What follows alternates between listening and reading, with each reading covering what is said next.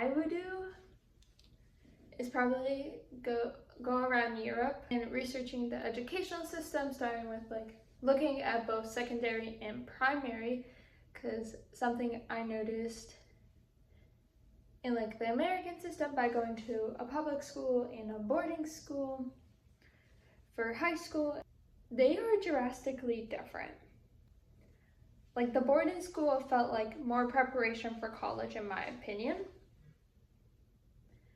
than the public school. The public school, I had 8 classes every year for 3 years, and the only break I had, and these 8 classes were every day. We had 9 periods a day, so 9 different times where we switch, and one of my 9 was lunch. So I basically had no break.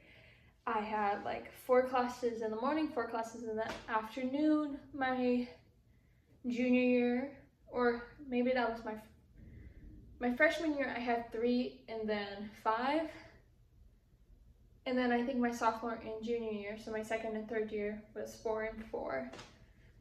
Where at the boarding school, the max number of classes you have per day was 3, and you were on an A and B schedule where alternated on Fridays. So in total, you could have took 6 classes. I only took 5. And one half of the day, because this was an athletic boarding school, one half of the day you would do your education, physical schoolwork, where the second half you would go play a sport. So that's why no one had PE, because it was, our sports were counting as our PE, because we were doing our sports for a minimum 2 hours per day. Sometimes it would be 3, 4, 5 hours doing your sport. And this include actually doing your sport, to being in the gym and training there, or talking to mental coaches or nutrition coaches, and then leadership coaches as well. And in my opinion, that school, the boarding school, prepared me more.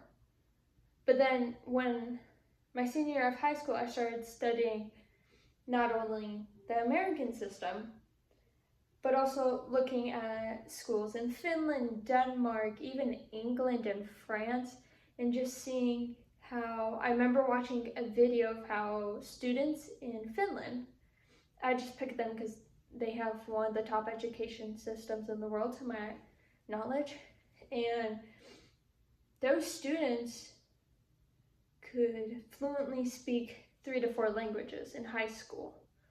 Where in the American school system, yes, we have a foreign language program. I just think they're teaching so much on basics that they're not really teaching how you interact with a native that speaks that language, or how do you actually speak the language when you go to visit the country, because even in the United States, no one speaks perfect English. There's some sort of dialect that we speak. For example, I'm from the suburbs of Chicago. Most people don't know until I say the word Chicago, but there's a certain aspect that you speak there that you wouldn't necessarily speak in Brooklyn, or you wouldn't necessarily speak in Los Angeles. I'm just choosing big broad cities that people potentially will know about. Or even if you go to Oklahoma, they speak differently. Or even in Georgia, I've heard some accents from there, some dialects. And that's just in the States.